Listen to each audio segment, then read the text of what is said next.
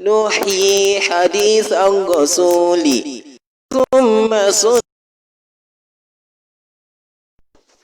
ندعو إلى ديننا الإسلام بالحكم نبين للورى القرآن تبيينا نبين للورى القرآن تبيينا نحيي حديث الرسول ثم سنته تحت رعاية نور الله تحسينا تحت رعاية ندعو إلى ديننا الإسلام بالحكم نبين للورى القرآن تبيينا نبين للورى القرآن تبيينا نحيي حديث الرسول ثم سنته تحت رعاية نور الله تحسينا تحت رعاية نور الله تحسينا ندعو إلى ديننا الإسلام بالحكم نبين للورى القرآن تبيينا نبين للورى القرآن تبيينا نحيي حديث الرسول ثم سنته تحت رعاية نور الله تحسينا تحت رعاية نور الله تحسينا ندعو إلى ديننا الإسلام بالحكم نبين للورى القرآن تبيينا نبين للورى القرآن تبيينا نحيي حديث الرسول ثم سنته تحت رعاية نور الله تحسينا تحت رعاية نور الله تحسينا. أعوذ بالله من الشيطان الرجيم. بسم الله الرحمن الرحيم. الحمد لله رب العالمين والصلاة والسلام على أشرف المرسلين سيدنا وحبيبنا محمد بن عبد الله وعلى آله وصحبه وسلم تسليما. adúpẹ́ fún Ọlọ́run ọba adúpẹ́ fún Ọlọ́run ọba atọrọ ìkẹ́ àti ìgẹ̀ fún aṣíwájú àwọn ẹ̀dá Ànábì Muhammad sallallahu alayhi wa sallam. àdápadà ìkẹ́ àti ìgẹ̀ kọ́lọ́run bá wa ṣe fún àwọn sàhábà ànábì kó bá wa ṣe fún gbogbo àwọn aráalé ànábì. àmín. kí àwọn àfáà wa olùkọ́ wa ọ̀gá wa Sheikh Abdulhakeem Alimudiru Ajibi, Ọlọ́run kó bá wa ṣe dáadáa fún àwọn àfáà wa, Ọlọ́run kó bá wa dúró tì wọ́n, Ọlọ́run kó bá wa lékún gbígbàdúrà fún wọn. Ọlá la ilaha illallah Muhammadu Rasulullah sallallahu alaihi wasallam. Bàbá ẹ bá wa sálámà sí àwọn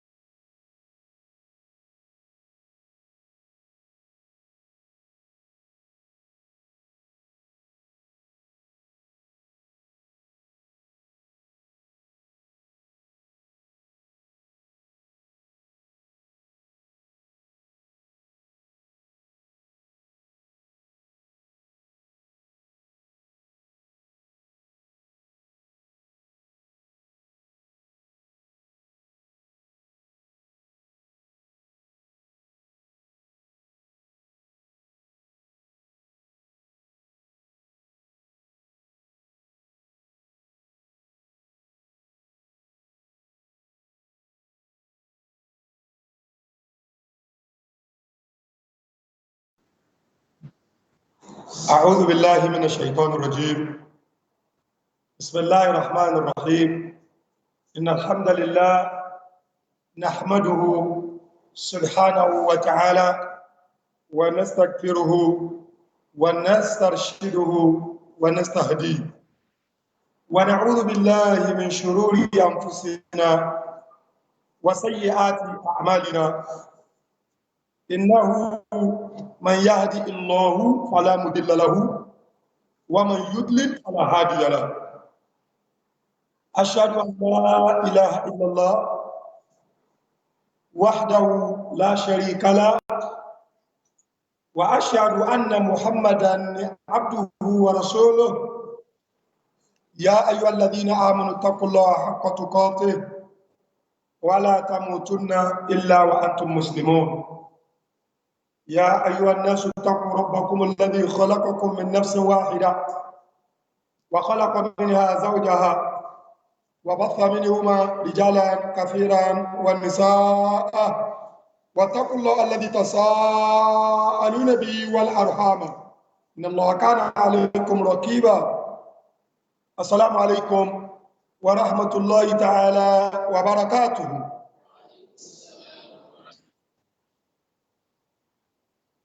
A dúpẹ́ púpọ̀ fún Allah. Allah tí ó ṣe wá ní ẹni tó mọ̀ tí ń ṣe. Tàbálẹ̀ yẹn mọ̀ tí ń ṣe,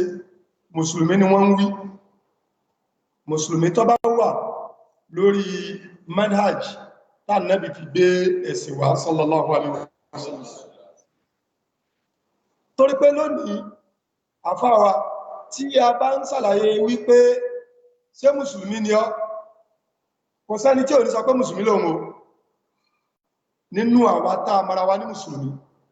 Whereas, a kàn sọ nǹkan kan fún wa lónìí, tá a fi mọ definition Islam. Àwọn mẹ́wàá kan wá bá Nábì sallallahu alaihi wasallam. Lil mubaya, wọ́n wá bá Nábì pé àwọn a fẹ́ support tó gbé wáyìí àti accept ẹ̀, a fẹ́ kún ọ lọ́wọ́, bọ́ ọba lógun ẹ̀sìn yá àjọjà, bó ní sàárà yá ní ṣíṣe fẹ́sìn àjọṣe, bó nírun kíkí yá àjọkí. Ìyẹn náà ń pè ní mubaya'a. Bí ké ká sọ pé èèyàn gbọ́wọ́ lọ́dọ̀ èèyàn wípé in tó fẹ́ ṣe yóò, èmi náà fara mi kalẹ̀ láti pẹ̀lú rẹ̀. Àwọn mẹ́wàá. Ànábì wá ṣe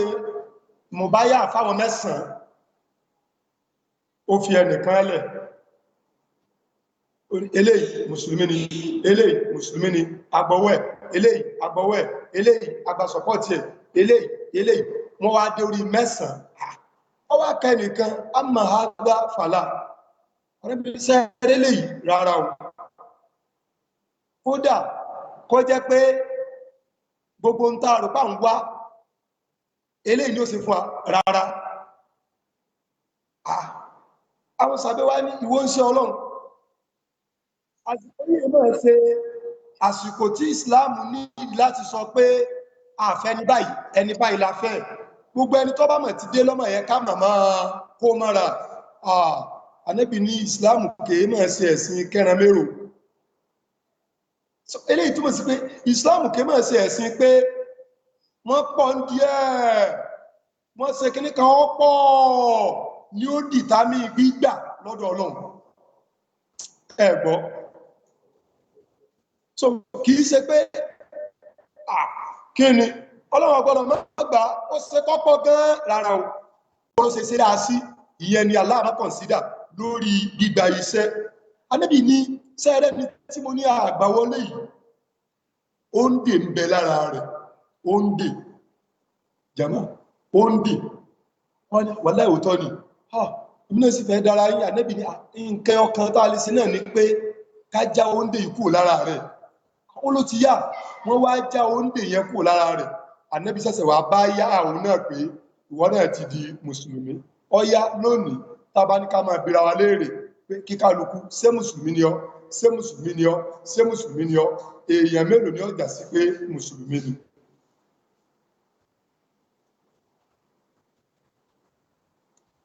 Ṣé ń tọ́jẹ́ pé kó tó jáde ó ti ní para tó fi para ẹni tó yẹ pé ẹnu ọ̀nà lè rẹ̀ tí ó gbà jáde báyìí agbè ń bẹ́ẹ̀ tí ń tẹ́rí sí jáde ẹni tó yẹ pé ní ṣọ́ọ̀bù rẹ̀ ó rí nǹkan mọ́lẹ̀ tó jẹ́ pé ìní ń gbẹ́kẹ̀lé pé ìní ń jẹ́ kó wọ́n tà sábà kó dùn yẹn ṣe mùsùlùmí so ló fi jẹ́ pé ni mo fi sọ pé tẹ́bá ní àwọn eléyìí mọ̀ tí wọ́n ń ṣe ìtumọ̀ rẹ̀ ni pé mùsùlùmí ni wọ́n tí è ṣe mùsùlùmí tó dá nǹkan kan pọ̀ mọ́ ìsìláàmù rẹ̀ ẹ mọ̀ sí gbọ́ o ẹ̀ṣẹ̀ kọ́ là ń sọ o ẹ̀ṣẹ̀ yàtọ̀ o abúyàn ẹ̀ṣẹ̀ ni ọtí mímu gan ẹ̀ṣẹ̀ ni kódà o ṣùgbẹ́ṣẹ̀ ni zina ṣíṣe ẹ̀ṣẹ̀ ni kódà o ṣùgbẹ́ṣẹ̀ ni gbogbo ohun tó bá ti jẹ́ pé ẹni tá pè ní mùsùlùmí òun lẹni tó mórí bọ́ kúrò níbi ẹbọ kìí ṣe ń bí ẹ̀ṣẹ̀ o kódà kéèyàn jẹ́ lẹ́ṣẹ̀ ọlọ́run kó forí ẹ̀ṣẹ̀ jì gbogbo wa ṣùgbọ́n nǹkan ẹyọkàn tọ́lọ́run ní rárá o tẹ́ ẹ bá ti lè rí lébẹ́ẹ̀lì rẹ̀ lára èèyàn kìí ṣe mùsùlùmí o òun náà ni al-ishrak billah bíbá ọlọ́run wá ẹgbẹ́ pé ọpẹ́lọpẹ́ ọṣẹ tí mo wẹ̀ ni mo fi ń rówó jẹun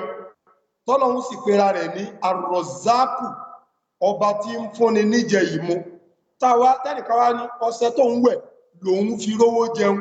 gbẹ́rẹ́ tó ń sín ni wọn ò fi rí ń pa tọ́lọ́run ọba dẹ̀ pera rẹ̀ ní alhafizu ọba tí sọ́yàn so èyẹ ti bọ́lọ̀ ń wá ẹgbẹ́ nìyẹn a jẹ́ pé irú ẹni bẹ́ẹ̀ kìí ṣe mùsùlùmí so ẹni tó bá wá rí pé wallahi alhamdulillah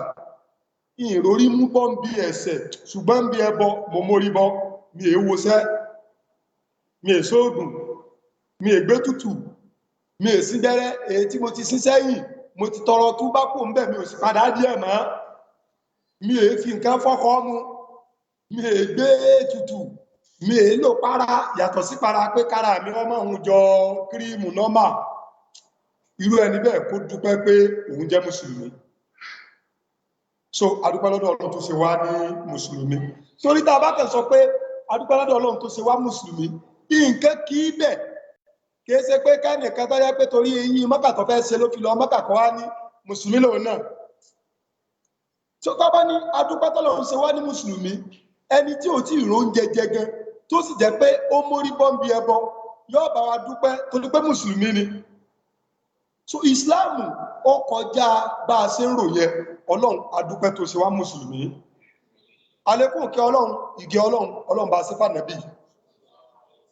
àti gbogbo àwọn tí wọ́n jọ ṣe wàhálà lórí ẹ̀sìn tí wọ́n jẹ́ sọ̀hábà rẹ̀ tẹ́nu ẹnìkan ọ̀gbá èébú wọn kódà ẹnu ẹnìkan ọ̀gbá pé kọ́ wá yọ pẹ́ẹ̀nì báyìí kọ́ wá yọ ti pé ẹṣẹ́ rí nǹkan báyìí tó ṣẹlẹ̀ láàrin sàbẹ́bà àti sàbẹ́bà ẹni báyìí ló jẹ̀bi ẹni báyìí ló jàre wàláhì ẹnu mùsùlùmí kankan tó fẹ́ ṣoríire ayé àtọ̀run kò gbà kí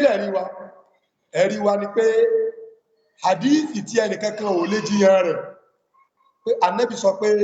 la tasubbu ashabi sábù l'Ànábì lò èébú sábù la tasubbu ashabi ẹ má bú àwọn sàábé mi o Ànábì ló wí bẹ́ẹ̀ so ọwọ́ pé èèyàn bá ń bú wọn ọkọ̀rọ̀ sáànẹ́bì lẹ́nu nù bẹ́ẹ̀ báyìí sí kọ̀rọ̀ sáànẹ́bì lẹ́nu ṣé mùsùlùmí ni ọlọ́dá kọmọ́sà foríjì gbogbo àwọn tí wọ́n ti kópa nírú bí nǹkan bẹ́yẹ tọ́ àwọn òbí wa tí wọ́n ti lọ Ọlọ́run bá ní kẹ́ wọn bá ní gẹ̀ wọ́n àwọn òbí wa tí wọ́n wà láyé Ọlọ́run bá ní ṣe àwọn dáadáa àwọn àlùfáà wa tí wọ́n ti lọ Ọlọ́run bá ní kẹ́ wọn bá wọn gẹ̀ wọ́n àwọn àfáà wa tí ń bẹ láyé Ọlọ́run dákun bá ṣe àwọn dáadáa àlùfáà wa Abdulhafiz Khadimul Qur'an Ọlọ́run kọ́dákun bá ń ṣàlékún àlàáfíà wọn bá ń ṣàlékún oore wọn Núrátùláì lápapọ̀ tí wọ́n ń parapọ̀ tí wọ́n ń gbé ètò yìí sí ayé àtàwọn Ọlọ́run má jẹ́ kí ìmánì wọn bàjẹ́ Ọlọ́run jọ jẹ́ pé àwa nǹkan kan lórí tá ń ṣe ìlú ojú rere Ọlọ́run ọba ẹlẹ́dàá wa lọ má jẹ́ á padà wá di ẹni tó yẹ pé lórí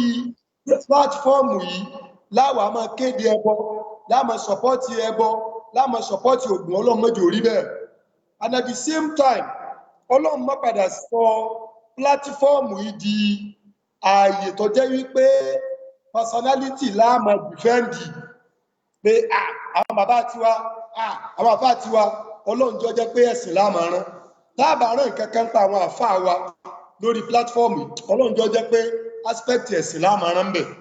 táàbà rán nǹkan kan lórí àwọn òbí wa lórí pílátífọ́ọ̀mù ọlọ́run jọ jẹ́ pé aspect ẹ̀sìn láàmà rán bẹ̀ torí pé téèyàn bá sọ̀rọ̀ èèyàn máa ń là á lè rán ọ̀rọ̀ àwọn àfáà wa lórí pílátífọ́ọ̀mù a lè rán ọ̀rọ̀ àwọn òbí wa lórí pílátífọ́ọ̀mù ìyẹn the religious aspect of it ní tó bá jẹ́ pé ẹ̀sìn ló ní í ṣe níbẹ̀ bí ká fẹ́ sọ̀rọ̀ bàbá wa àgbà ní mahad sí bàbá wa àgbà ní mahad ẹnìkan mùsùlùmí ni wọ́n mọ̀ sí ọwọ́ àjọba ọwọ́ àdẹlẹ́bọ bàbá máàdù wá padà ránṣẹ́ sí pé kí wọ́n lọ sọ fún tó bá fẹ́ jẹ́ pé mùsùlùmí ló ń fẹ́ kú sí kó padà wẹ̀ sí islam o sọmọ kọ́rọ̀ àfáwà là ń sọ ṣùgbọ́n ẹ̀sìn ibẹ̀ òun la fàyọ ká fẹ́ sọ̀rọ̀ sí ká sọ pé bàbá wa alájí àgbà wọ́n sọ pé àtẹni tó kúnlẹ̀ fún ni àtẹni tẹ́ kúnlẹ̀ fún wọ́n jọ rojọ́ lọ́dọ̀ ọlọ́run ìkúnlẹ̀ ọ̀dá ìdọ̀bálẹ̀ ọ̀dá ṣe mọ̀ pé ọ̀rọ̀ àfáà wa ọ̀rọ̀ bàbá wa la rán ṣùgbọ́n ẹ̀sìn ibẹ̀ la rán bí ká sọ pé bàbá wa Sheikh Adam bàbá wa Sheikh Adam sọ pé nínú fídíò kan tó go viral nísìn bàbá wa Sheikh Adam sọ pé àwọn àmọ́mù ẹlẹ́bọ àwọn àmọ́mù olóòṣà ẹ bá wọn jà ẹ gbógun tì wọ́n ṣe mọ̀ pé ọ̀rọ̀ àfáà wa la sọ ọ̀rọ̀ bàbá wa la sọ ṣùgbọ́n aspect ẹ̀sìn ń bẹ òun la ṣe kí ni o òun la rán inú kọ́lọ̀wọ́ jẹ́ kí a máa rán ní platform yìí gbogbo ẹ̀yọ́ ọmọ ìyá alápọ̀nlé à ń sọ̀rọ̀ bọ̀ láti bí ìjẹ́ẹ̀dógún àwa ní Islam is the total way of life àwa ní àwọn aspect life ọ̀pọ̀ marriage wà ń bẹ oríṣiríṣi wà ń bẹ àbí àwa treat ti marriage ṣé ń tẹ̀lé mi ti marriage ni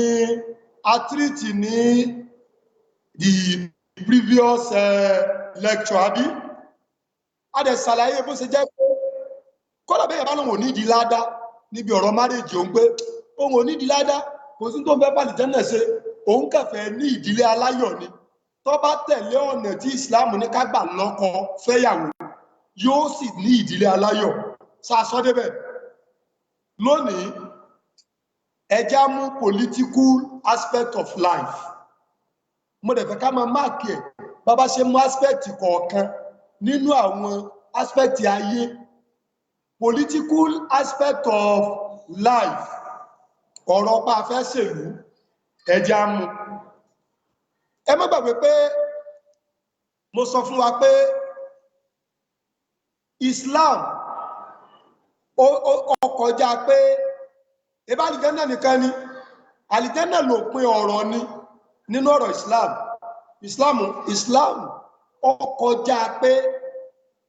ṣe bá àlìjẹ́nà nìkan ni so Islam kọjá ìntẹ́yàn lè sọ pé ohun ò nídìí ẹ̀ tó bá jẹ́ pé àlìjẹ́nà nìkan ni Islam bá ń rán láti bẹ̀rẹ̀ dópin èèyàn lè máa sọ pé iná ló wù kó wọ́n wọ̀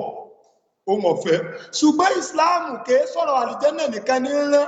àní ọ̀rọ̀ báyé wá ó ṣe dáa gan láti mọ̀ pé wàláì mọ́ráyé wá tí àwọn wọ́n mọ̀ pé wàláì ọkọ ní tọkọ mọ̀ pé wàláì ìyàwó gidi ní tí bàbá mọ̀ pé ọmọ gidi ní táwọn ọmọ mọ̀ pé bàbá gidi ní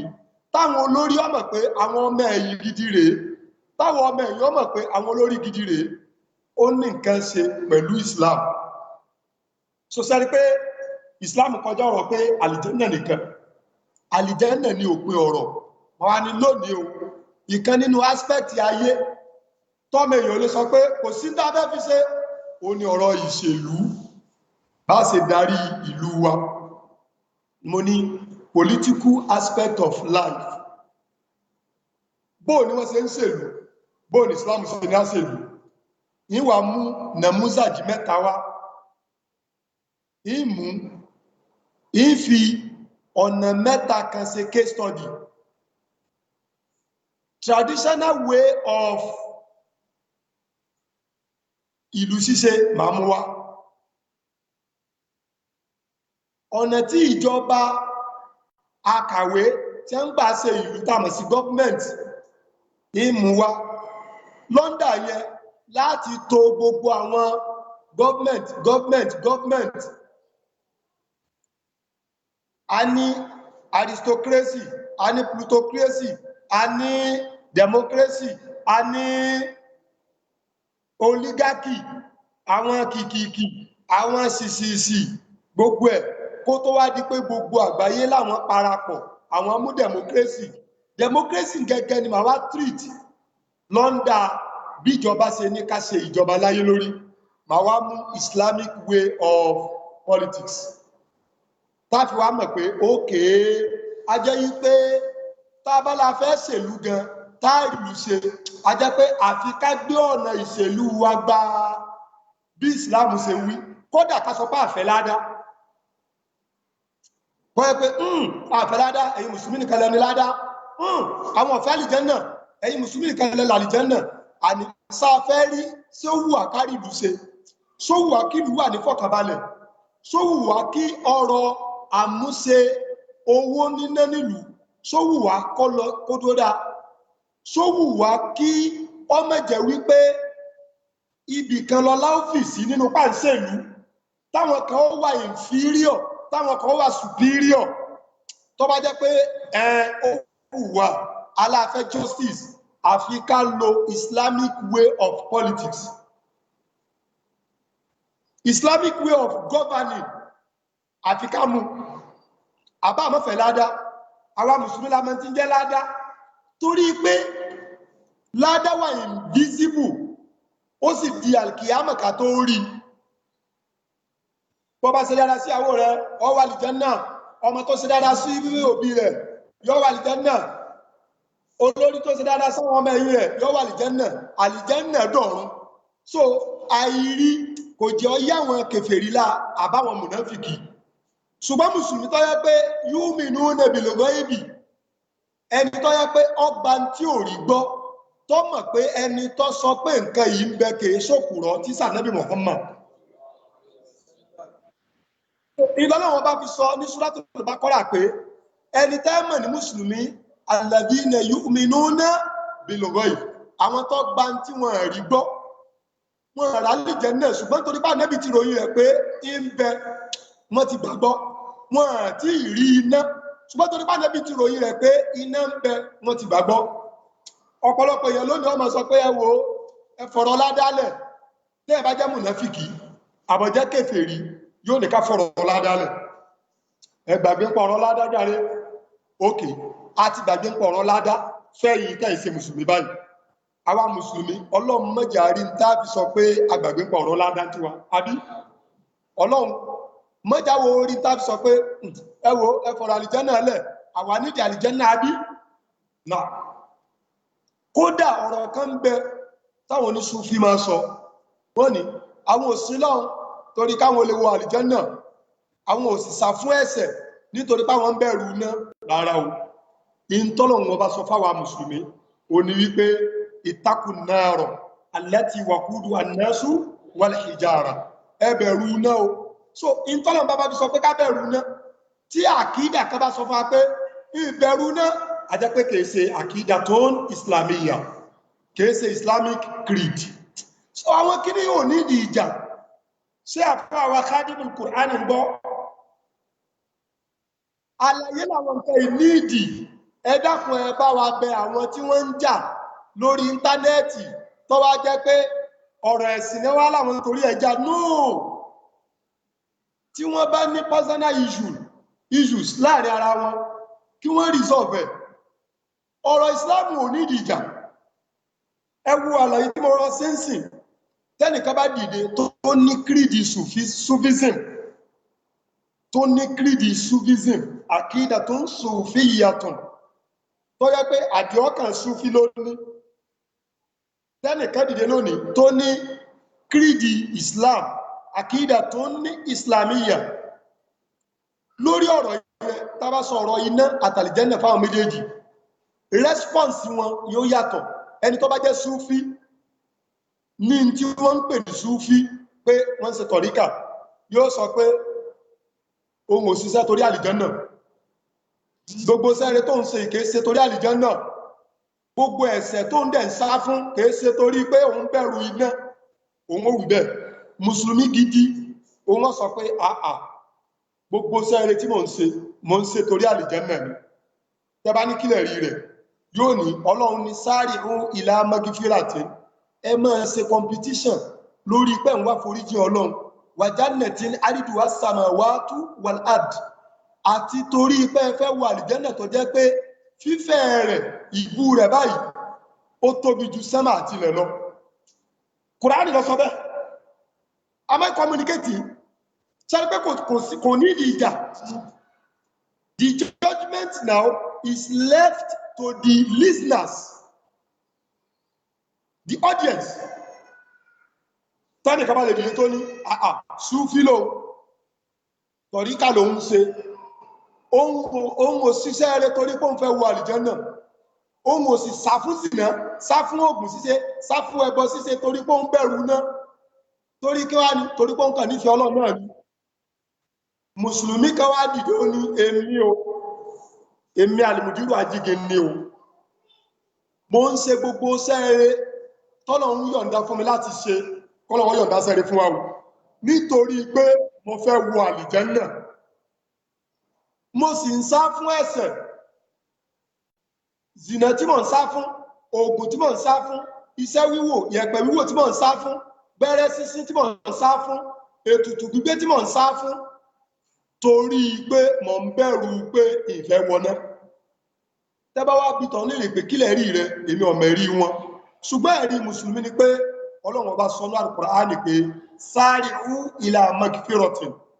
ẹ tètè mọ́ bára yín ṣe pé èmi màá rí ìwọ màá rí ẹ máa ṣe competition dáadáa lórí pé ẹ̀ ń wá àforíjì lọ́dọ̀ Ọlọ́run ọba yín wa jannatin aridu as-samawatu wal ard kẹ́ẹ̀sì máa ṣe ń torí pé ẹ fẹ́ wọ àlìjánnà tó jẹ́ pé fífẹ̀ rẹ̀ ó fẹ̀ ju sánmà àti ilẹ̀ lọ ọlọ àbí ọlọ jama sọlọ àbí ọlọ mo ń bẹ̀rù iná nítorí pé Ọlọ́run ọba sọ pé fàtàkù náàrà ẹ̀yin mùsùlùmí ó ẹ bẹ̀rù iná aláti iná tó ṣe pé wàkúdù annasu wal hijara èèyàn àtòkúta lọ́lọ́wọ́ ma fi kó lẹ́nà ìjọ ìgbẹ̀dà kìámà so tí mùsùlùmí bá sọ pé nítorí tẹ́mi fi bẹ̀rù iná nù àbí ọ̀lọ́ jama so tí mùsùlùmí bá sọ pé torí tó ń fi ń ṣiṣẹ́ àlìjánnà sọ́lọ́ àbí ọ̀lọ́ orí ẹ̀rí mú wá ẹni kí Súfí náà mẹ́rin wá tó fi sọ pé òun ò ṣiṣẹ́ rẹ̀ torí pé òun fẹ́ wà àlìjánnà òun ò dẹ̀ sá fún ẹ̀ṣẹ̀ torí pé òun bẹ̀rù iná sẹ́rí pé kò dìjà àbódìjà ni sẹ́ntẹ̀lé mi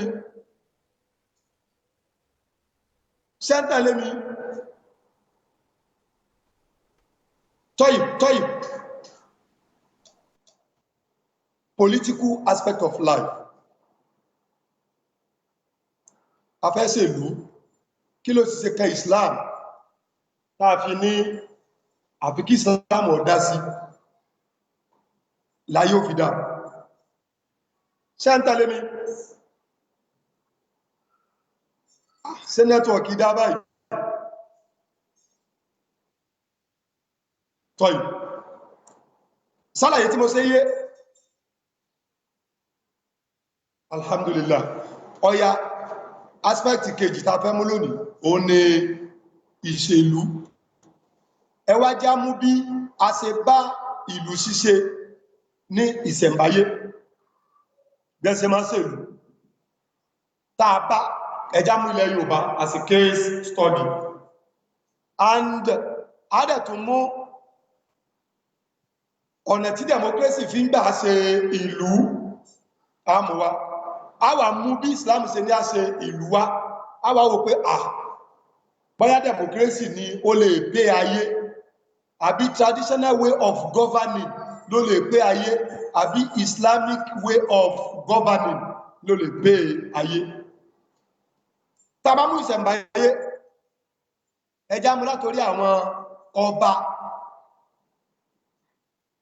nígbà tó jẹ́ pé àwọn ọba lọ́kùnrin àbí ọba lóbìnrin king and queen ni wọ́n ń darí ayé. Bó ni ìlú ṣíṣe ṣe rí ńgbà náà? Àkọ́kọ́ tó bá bí ọmọ ọkùnrin wọ́n máa pè ní àrẹ̀mọ tàbí kó máa pè ní sáàkì. Àrẹ̀mọ yìí láyé ìgbà tá a sọ yìí kókó ni a máa fi kọ́lé koríko. Ilé ọlọ lọ́tún báyìí, ilé ọlọ lósì báyìí, koríko ni a máa fi kọ́ ilé yẹn. Tí ọmọ bá ń kọjá lọ lálẹ́, ṣàpẹ́ kò sí iná ẹ̀lẹ́tíríkì ń gbà dábí, kò sí ẹ̀lẹ́tíríkì ń gbà náà, àtùpà, iná láńtà, iná fìtílà náà máa ń tàn. Tọ́mọ bá ń kọjá lọ láàrin abà, láàrin abúlé báyìí, wọ́n wá mú iná, wọ́n kì í bọ koríko gbígbẹ nílé ọ̀tún, wọ́n kì í ná bọ koríko gbígbẹ nílé òsì, torí pé ọmọ bá fẹ́ kọjá kò dẹ̀ gbọdọ̀ kọjá ní òkun, property àwọn èèyàn kan yóò máa bàjẹ́, wọ́n ní ṣe kọ́mọ ọba ọmọ kọjá kọ́mọ rẹ̀ lóòkùn ni. Ṣé ń gbọ́? Traditional way of governing ó nìyẹn o, torí pé gbogbo ẹni tó bá jẹ́ pé nǹkan dáadáa nìkan sọ fáyé tí ò gbé aburú sẹ́gbẹ̀ẹ́ dáadáa yẹn kò sọ̀rọ̀ fáyé o. Torí gbogbo ìgbà tí aláburú náà bá gbé aburú tiẹ̀ náà báyìí tó náà bá pẹ́lẹ́wé tó bá gbé kalẹ̀, èèyàn ní mọ̀gbà tí èèyàn ó gbé dáadáa jùlẹ̀, àfikọ́ jẹ́ wípé ó máa fi dáadáa hàn àwọn èèyàn báyìí, ó sì máa fi èyí tó jẹ́ aburú bẹ̀ hàn wọ́n, wọ́n wà máa jí wọ́n mọ̀ pé dáadáa ilé èèyàn máa tẹ̀lé o, aburú ilé èèyàn máa sá fún o. Kí lẹ̀ rí wa? Ọlọ́run ní inna hadaynahu sabila imma shakiran wa imma kafura. Ọlọ́láwọ̀ ọlọ́run gan ajé wọn mọ dáadáa yàtọ̀ sáburú, agbé dáadáa lẹ̀ báyìí, agbáburú lẹ̀ báyìí pé tọ́ èyí tó bá wá wù ọ́ ni ọ tẹ̀lé, ṣùgbọ́n bẹ́ẹ̀ bá tẹ̀lé léyìí yóò ṣoríire, tẹ́ẹ̀ bá tẹ̀lé léyìí yóò ṣorí ibu. So kò sínú sí ọlọ́run kọ́lọ́wọ́ kàn máa sọ dáadáa nìkan. Tọ́lọ́run bá fẹ́ sọ̀rọ̀ ní Quran tó bá ti ń sọ̀rọ̀ àwọn ọmọ àlìjẹ́nnà, ọlọ́run kò fi á sínú wọn, yóò tún sọ̀rọ̀ àwọn ọmọ náà. So káwọn ọmọ àlìjẹ́nnà ká lè múra síṣẹ́ yẹn, ká sì lè dá iṣẹ́ iná mọ̀, ká lè máa sá fún, ká lè rí ẹni tọ́lọ́run bá fẹ́ lò nínú àwọn ọmọ náà kó lè pa iṣẹ́ iná tì kó bọ́ sí ọ̀nà iṣẹ́ àlìjẹ́nnà. Torí ẹ̀ tọ́lọ́run bá sọ̀rọ̀ olóríire yóò sọ̀rọ̀ olórí ibu. Kìí ṣe ní ìkànnì àwọn sọ̀hábà, à ń pè ní Hudhayfatul Yamani, ara Yemen ni Hudhayfatul Yamani. Ó ní èmi, ó ní àwọn èèyàn máa bèèrè ntọ́dá lọ́dọ̀ ànábì, ó ní tí ọ̀dá nìí máa bèèrè o. Ó ní kìí ṣe pé mo fẹ́ máa ṣe tí ọ̀dá o, mo fẹ́ dá tí ọ̀dá mọ̀ ní o, kí mọ́ lọ ṣèṣì jì sínú tí ọ̀dá nígbàtí ìbádá mọ̀ pé kọ̀dá. Am I communicating? So even ó ní ta'allamtu sharra la li sharrin, èmi kọ́ aburú o, èyí ṣe pé torí pé mo fẹ́ máa fi ṣaburú o, kí n lè bá máa ṣọ́ra mi láti má ṣe aburú ni o. Tọ́rẹ́ tí ó bá dá burú mọ̀, aburú lè máa ṣe tí ò ní mọ̀ pàburú ń ṣe wù. Ọ̀dà ẹwọ́n tó pọ̀lọpọ̀ ń ṣe lónìí, àfáwà Khadimul Quran, èèyàn bọ́ sórí plátífọ́ọ̀mù lónìí, èèyàn bọ́ sórí Facebook lónìí, ó lóun fẹ́ ṣe wáàsí, a ní irú wáàsí wo? Ó ní wáàsí ọ̀rọ̀ Ọlọ́run, wáàsí ọ̀rọ̀ ànábì. A wá wò pé ta lẹni tó fẹ́ ṣe wáàsí ọjọ́ ọkùnrin tá wí ọwọ́ àfi bá ń gúsì ọwọ́. Tó yẹ pé hadith tó clear l'Ànábì sọ pé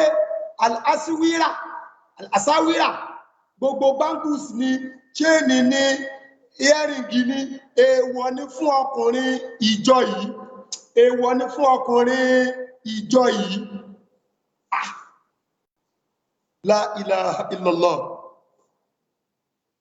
Ó sì bọ́ sí orí platform tí ó kọ pé ẹ pàdé òun lásìkò báyìí, òun fẹ́ sọ lórí nǹkan báyìí, tí gbogbo ẹ̀ náà ọ̀yà àfá àti dé ó fẹ́ ṣe wá sí o, lábáwọ̀ àfá bangus ìbẹ̀ lọ́wọ́ rẹ̀ kìí sáàgó bangus. Ọ̀rọ̀ wá lórí ago, ọ̀rọ̀ wá lórí òka fún mùsùlùmí. Ànábì ọ̀tako sallallahu alaihi wasallam kódà ànábì wa yatakhatam ìmá lo òka ànábì wa máa lo ago ó máa lo òka tí ẹ bá ti ṣe òka gold èèwọ̀ tó ní gold lílò fún zùkúrí adìlì umma ọkùnrin ìjọ ìsìlámù ẹwà rẹ̀yàn mí lónìí àfáà ni òka tí ń bẹ lọ́rẹ̀ báyìí bàbá gold kódà yóò tún máa ṣe báyìí káwọn ò lè rí àwọn tí a bá dá nǹkan mọ̀ pé àwa àyè máa lẹ́bù òka góòlù mọ́nì ó sì jẹ́ ọkùnrin mùsùlùmí ètò the worst part of the issue ni pé ó tún ní àfáàlù òun fẹ́ ṣe wáàsí jàmá ó ṣe é ṣe kọ́yẹ́ pé kọ̀mọ̀ ni ló jẹ́ pé béèyàn bá ṣe mọ̀ dáadáa ló yẹ kéèyàn mọ aburú kéèyàn lè máa ṣe dáadáa kó sì lè sá fún aburú àtúrí lónìí kéèyàn ní àfáàlù tẹ́ntẹ́lé mi àtúrí lónìí kéèyàn ní àfáàlù òun fẹ́ ṣe wáàsí ọwọ́ òsì báyìí ni ó sì máa fi mú bóyá juice bóyá tea bóyá omi ìmínú yóò mọ̀ owó òsì báyìí yóò máa fi jẹ meat pie yóò máa fi jẹ nǹkan ọwọ́ òsì left hand tí àdíjì wá lórí ẹ̀ tánàbí sọ wípé èèwọ̀ ni fún mùsùlùmí láti fi ọwọ́ òsì jẹun àbí láti fi ọwọ́ òsì mu omi ó ṣe ti kíró ẹni bẹ́ẹ̀ kọjá pé ọmọ náà tún ni pé kíní ìyá burú nínú ẹ̀sìn ṣùgbọ́n kò mọ̀ dáadáa ẹ̀sìn nìkan lọ́mọ̀ kò mọ̀ aburú ẹ̀sìn so lọ́pọ̀lọpọ̀ fi ń ṣubú sínú aburú yẹn a tún rí lónìí jàmáà àwọn ò ní káńtà pẹ̀lú ẹni kankan àwọn ò sì bá ẹni kẹsẹ̀ fàǹfà àbáyẹ̀ ṣe fàǹfà ọjọ́ orí àbáyẹ̀ ṣe fàǹfà mímọ̀ àbáyẹ̀ ṣe fàǹfà owó àbáyẹ̀ ṣe fàǹfà pé èmi ni wọ́n mọ̀ jù lágbàáyé èmi ní ìgbà tó jẹ́ pé kò kúkú sínú ìṣe Ọlọ́run pé n tó ń wó fi bá wa lò ní pé báyé ṣe mọ̀ ọ́ tó láàfà ìgbà tí ò ti sí tọ́lọ́run ò ti sọ wípé liyabuluwakum ayyukum akitharu amalan ó ní liyabuluwakum ayyukum ahasanu amalan so ìgbà tọ́lọ́run ọba ti ṣàánú wa tó ti sọ pé Ọlọ́run ọba gbé gbogbo ohun tó gbé fún yín ní mímọ̀ ó gbé ohun tó gbé fún yín lówó ó gbé ohun tó gbé fún yín láṣẹ ó gbé ohun tó gbé fún yín ní ẹwà liyabuluwakum láti lè dán yín wò ayyukum ahasanu amalan ta ni ó ṣiṣẹ́ rẹ̀ dáadáa bá a ṣe fi ránṣẹ́ sí kìí ṣe ta ni ó ṣiṣẹ́ tí ó pọ̀ so kò sí nǹkan kan tá a fà fẹ́ gbà nù pé tẹ bá mọ iye followers ẹ̀ tẹ bá mọ iye àwọn tí wọ́n ń watch ẹ̀ kò ní túmọ̀ Ọlọ́run kó tó àníyàn gbogbo wa ṣe wù so eléyìí yóò fa aláǹfààní àti ṣe à ń rí ọ̀pọ̀lọpọ̀ wọn lórí platform but àwọn ò lè máa kọ nǹkan ká máa fi bá wọn sọ̀rọ̀ níbi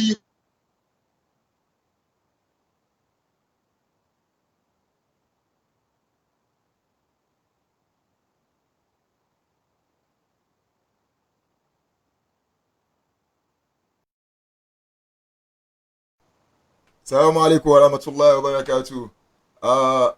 Ẹ dákun ẹ má bínú ẹ̀yin ìyàwó ẹ̀yin bàbá wa lórí ètò. Ó dàbí pé nẹ́tíwọ̀kì àwọn sheik nẹ́tíwọ̀kì wọn ní ó break. But inshallah wọ́n á padà join wa. Wọ́n á join wa nísìn. Assalamu alaikum.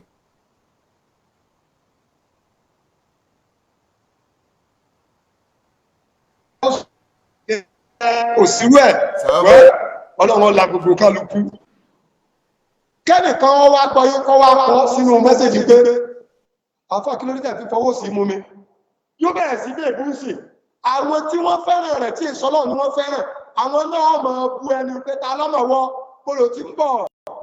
torí pé Ọlọ́run ọba ròyìn pé àwọn èèyàn kan bẹ yóò bú náà wọn kàfú bìlá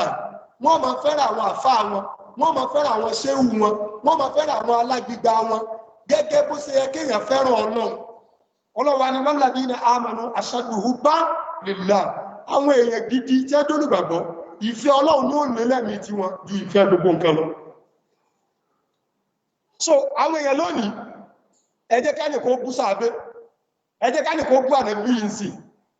wà láàrin yóò ṣe bẹ báwọn òrí ni ẹgẹ́ nìkan kàn bú àfá wọn kálukú wọ́n yarí lórí platform ni ẹ mọ̀ sí gbọ́ tí ẹ bá bú àfá èèyàn èmi ò sọ pé kéèyàn mọ́ bí ìjà o ṣùgbọ́n tó yẹ pé bá a ṣe ń gbìjà àwọn àfá wa lábá ń gbìjà ẹ̀sìn wọ́n rẹ̀ wọ́n rán àwọn èèyàn ò ní pọ̀ tó bá inú ẹ̀sìn kọ́lọ̀kọ́ sànú wa lónìí a tún rí láyé lónìí àfáà tó fẹ́ ṣe wáàsí tẹ́ni àfáà ní wọ́n fẹ́ ṣe wáàsí ọwá fẹ́ búra yóò wà gbé Kùránì báyìí ọ̀rọ̀ tó ń fẹ́ sọ yìí Al-Kùránì ní òun fi búra òun tó Al-Kùránì búra àfáà wọ́n fẹ́ ṣe wáàsí Ọlọ́run àtànẹ́bì ọwá ní Al-Kùránì rẹ̀ òun fi búra tànẹ́bì sọ pé man kana halifan falyahlif billahi aw liyasmut ẹnikẹ́ni tó bá fẹ́ búra tó bá jẹ́ mùsùlùmí tó fẹ́ búra Ọlọ́run nìkan ni kó fi búra tàbí kó gbẹ́nu ẹ̀ dákẹ́ hadithi táwọn ọmọ ibtidayi hadithi tẹ́ ti há sórí pé man kana halifan ẹnikẹ́ni tó bá fẹ́ búra lórí ọ̀rọ̀ kan falyahlif billahi aw liyasmut kọ́yà fọlọ́n búra pé wallahi aw liyasmut tàbí kọ́ dákẹ́ kọ́mọ̀ wùlẹ̀ búra so Kùránì ń gbọ́ mo fi Káàbà búra èèwọ̀ ni fún mùsùlùmí àwọn tẹ́sì pẹ̀lú àwọn láàfáà lónìí kọ́dà tó ń ṣe wáàsí lórí platform wọ́n ń ṣe bẹ́ẹ̀ so ọlọ́mọ́sà tún gbogbo wa ṣe gbogbo táwọn náà bá kù sí Ọlọ́run kó tún wa ṣe so ẹ mẹ́jẹ̀ ayàkó Islamic way of governing ó wà traditional way of governing ó wà àbí ètò ń ṣe democracy náà àbí wọn ò mú gbogbo crazy wọ́n mú democracy àbí débi pé country tó bá lòun ò ṣe democracy àwọn country tí wọ́n mọ́ra wọn sí alágbára wọ́n sì máa bá country yẹn jà ìlọ́fà wàhálà ní Libya abẹ́ẹ̀kọ́ ni ìlọ́fà wàhálà ní Iraq abẹ́ẹ̀kọ́ ni àti àwọn ìlú òtún ni ní ọgbọ́ Afghanistan so ìtí mo sáfẹ́ ló bẹ̀ ni pé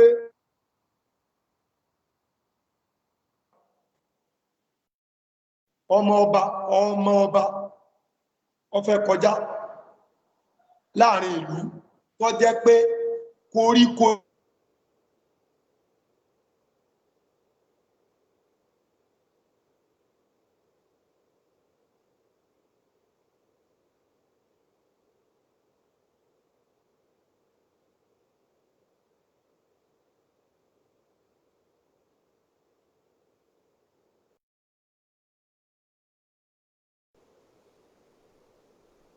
Assalamu alaikum wa rahmatullahi wa barakatuh.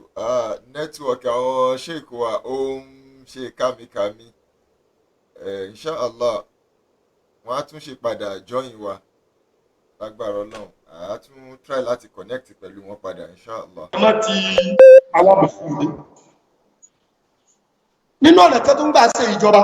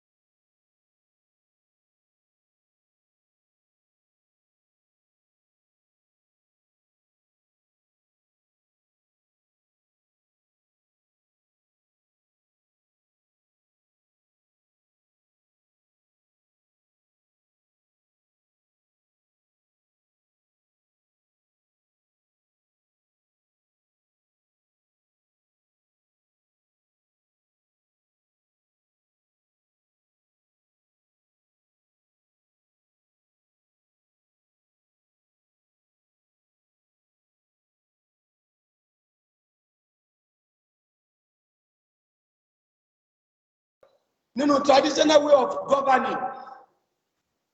ó ní pé ẹnìkan ló dá koroko rẹ̀ dúró dáa ó ṣe wàhálà ọ̀dà kòkó tí wá jáde dáa àwọn olóyè lè débẹ̀ pé tá ń bá ti ẹlẹ̀ ọmọ kìnnìkan ni ta ní jẹ́bẹ̀ ṣẹ́ mọ́ àmọ́ láyé ẹ mọ́ dorí ilẹ̀ yìí mọ́ láyé ẹ mọ́ dorí ilẹ̀ yìí mọ́ tí ó sì gbọ́dọ̀ débẹ̀ mọ́ ẹ gbọ́sẹ́ àwọn bí ó ṣe ń ṣèlú ń bà náà nù ẹ mọ́ gbé sàkọ́lẹ̀ wá àwọn bá ṣe ń ṣèlú nù èèyàn ṣẹ̀ ẹ̀rọ bẹ́rí ẹ̀ṣógún ọba sọ pé ẹ tójú ẹ̀ yọ ìjà ẹ̀tẹ̀yìn kíbọ̀ ọkọ̀ ó ṣe ṣe kọjá pé aláìṣẹ̀ ní o kódà ní Yorùbá gan fi ń sọ pé orí yeye ní mògún tàìṣẹ̀ lọ́pọ̀ orí yeye ní mògún tàìṣẹ̀ lọ́pọ̀ látún ìsìnkè àìmọye orí tẹ́ ti bẹ́ sógún àwọn tí ó sì ṣẹ̀ tọ́já pé wọ́n lọ lálé wọn lórí ni lọ́pọ̀ bẹ́ẹ̀ so àwọn bí wọ́n ṣe ń ṣe ìjọba nù ìjọba wọ́n ṣèlú náà nù o ìyàwó àtọkọjà kò sí kóòtù ńgbà náà kóòtù bílẹ̀ ló wà ọba àwọn olóyè ni wọ́n máa ń dájọ́ ìyàwó àtọkọ wá jà wọ́n wà kó lọ lé ọba àbí ọ̀dọ̀ olóyè ẹ wo bí ṣe ń wò dọ̀bálẹ̀ ọkọ nu o ọdọ̀bálẹ̀ ọba lè gbẹ́sẹ̀ lé lórí ọmọ tó dáa tó báyìí ló ń fìyà jẹ ẹmú wa gbàlá mọ́rálé wọ́n ń ṣèjọba náà nù traditional way of governing bọ́ ṣe ń gọ́bà traditional lè nìyẹn ẹgbọ́sẹ́ khadimul Qur'an sẹ́ntẹ̀lé mi bí wọ́n ṣe ń ṣèjọba ní traditional ó pọ̀ bẹ́ẹ̀ ibi táwọn bá ti ń sọ̀rọ̀ ìwọ ọgbọ́dọ̀ gbé inú kẹ́kẹ́ àwọn bí ẹsẹ̀ ń ṣèlú nù ẹja fílẹ̀ democracy tọ́jẹ́ ti pé ìgbà táwọn èèbó rí pé ìṣèjọba ilé kódà o irú ìjọba tó yẹ kẹ́ ẹ máa ṣe rèé o bàbá ìdá democracy democracy ẹ wo àtọdún tí wọ́n ti ń ṣèjọba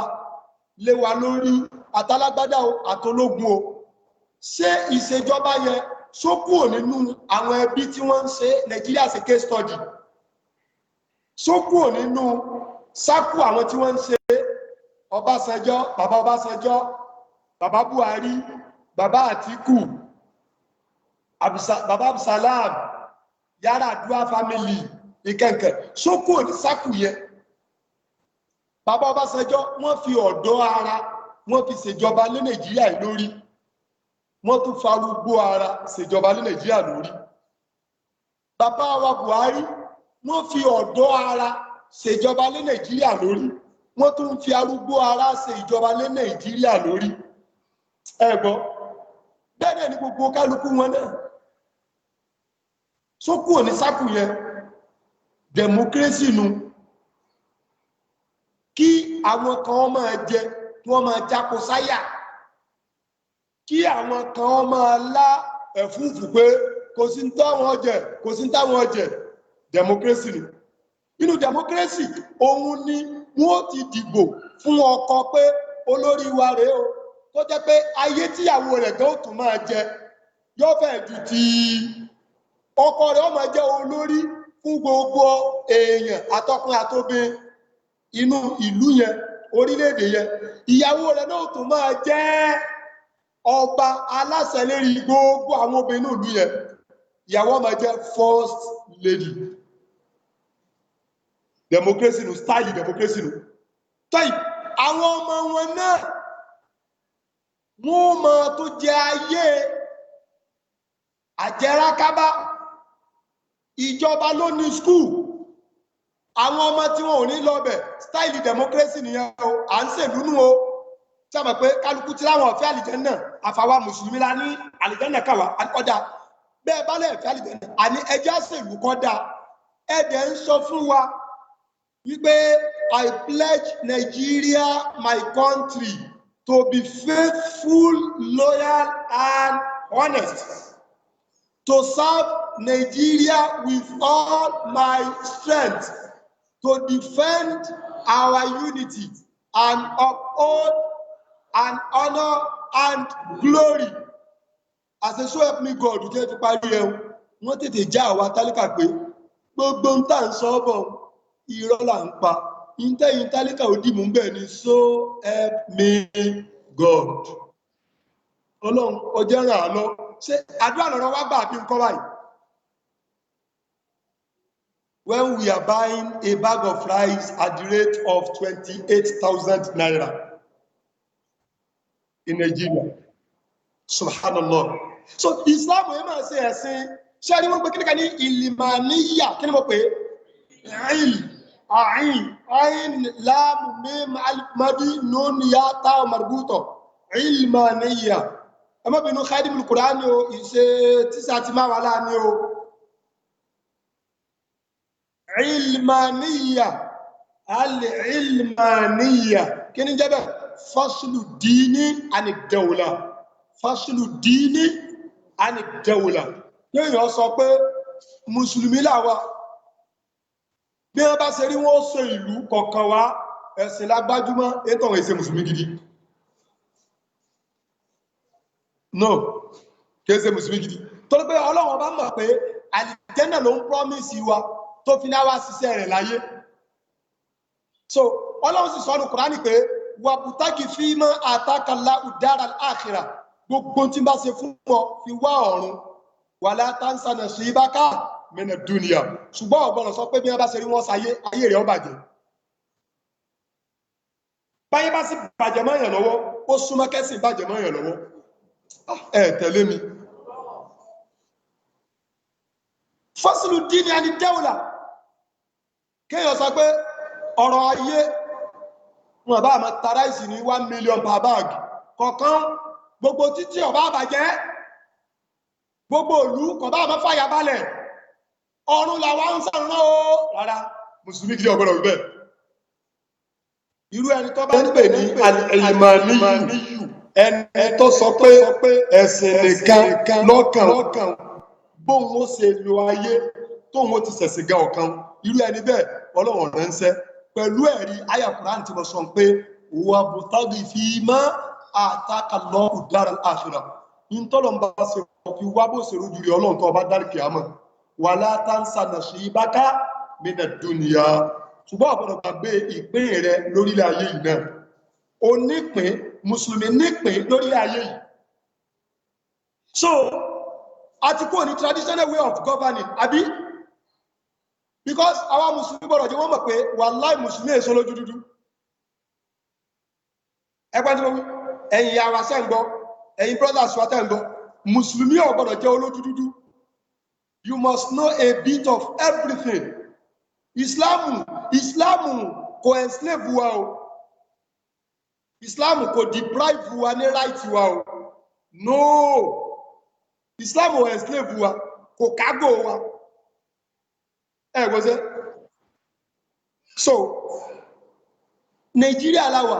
tó à ń lo democracy wọ́n lo democracy lé wa lórí astagfirullah wọ́n lo democracy lé wa lórí nínú democracy ni wọ́n ti yọ pledge for national pledge tí mo kàlẹ̀ kan pé I pledge Nigeria my country to be faithful loyal and honest abi faithful loyal and honest wọ́n pọ́n democracy jẹ́ ẹ̀gún democracy jẹ́ ẹ̀pin democracy jẹ́ ọ̀pọ̀tọ́ democracy jẹ́ òórùn tí wọ́n wá fi aṣọ góòdì rámpù fún wa we are judging book by its am I communicating? Center Debi. Toyib. Democracy ló ń treat lọ́wọ́. Under democracy, ìjọba ló ní school àbí? àwọn ọmọ tí wọ́n jẹ́ lọ́bẹ̀ under democracy náà ni wọ́n ti ṣòfin tó jẹ́ pé àwọn less privileged people lòfin yẹn ó ṣiṣẹ́ lára wọn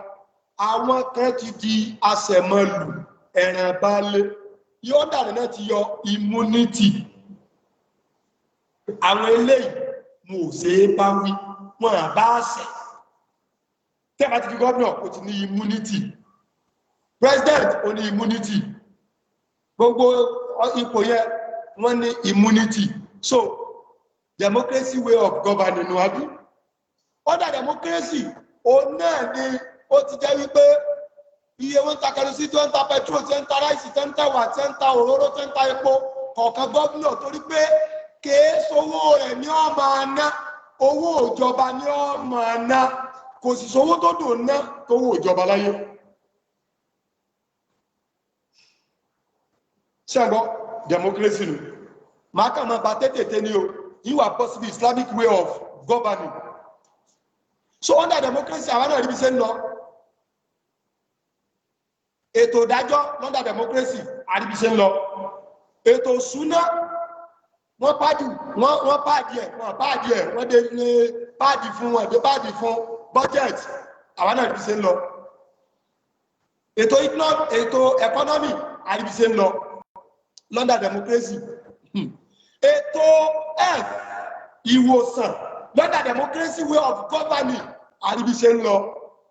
bí orí bá bí pípù tó bá mú àwọn gómìnà wa president wa lásán báyìí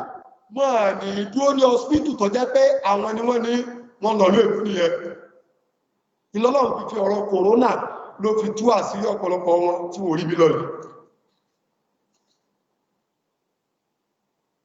àwọn náà control health sector kẹni under wọn ni so ọ̀rọ̀ education àwọn náà rí bó ṣe fọ́jú pọ̀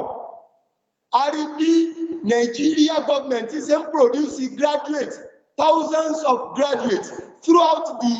whole 36 states lọ́dà Nigeria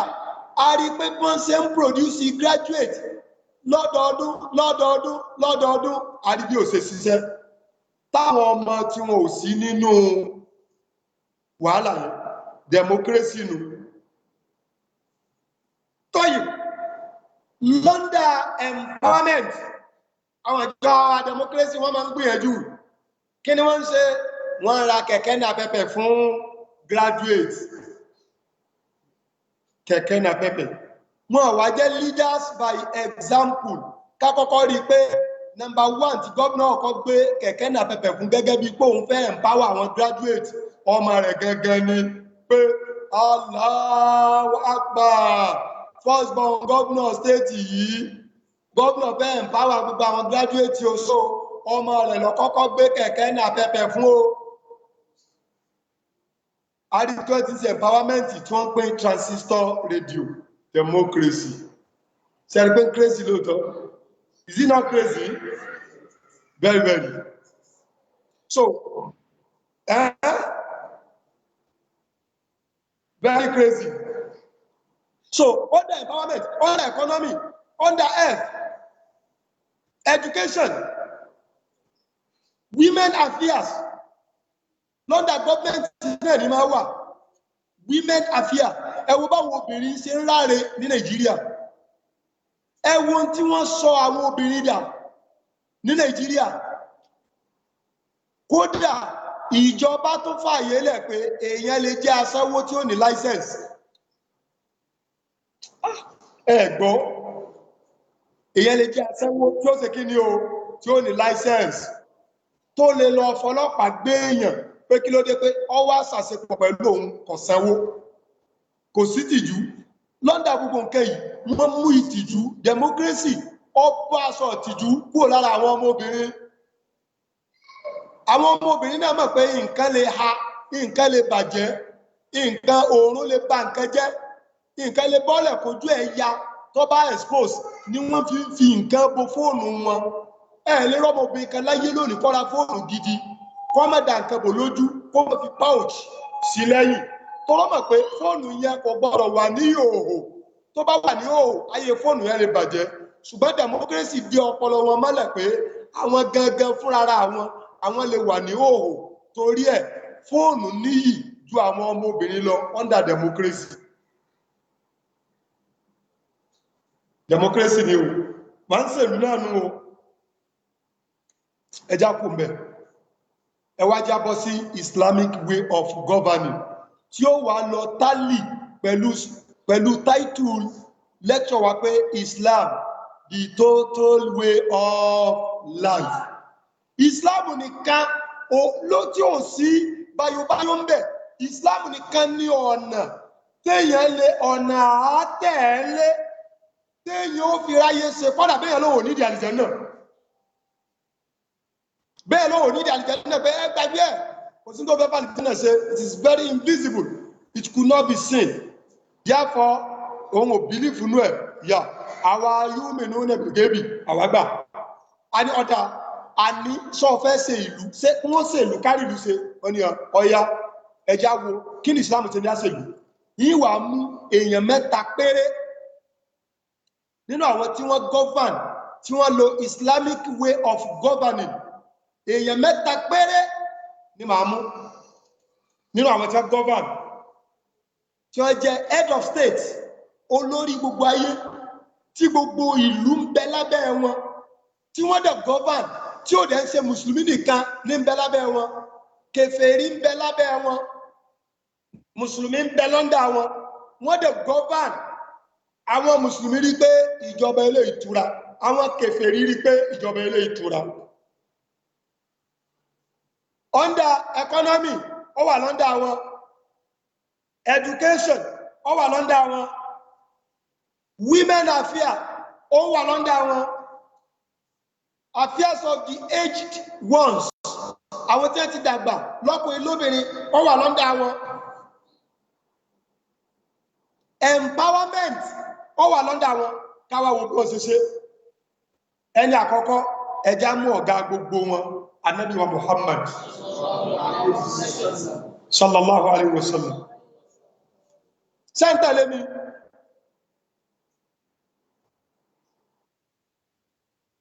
máa mú Ànábì Muhammad máa mú Umar bunul Khattab máa mú Umar bun Abdul Aziz nabiyuna Muhammadun sallallahu alaihi wasallam Umar bunul Khattab radiyallahu ta'ala anhu Umar bun Abdul Aziz radiyallahu ta'ala anhu jama Ànábì ó ṣèjọba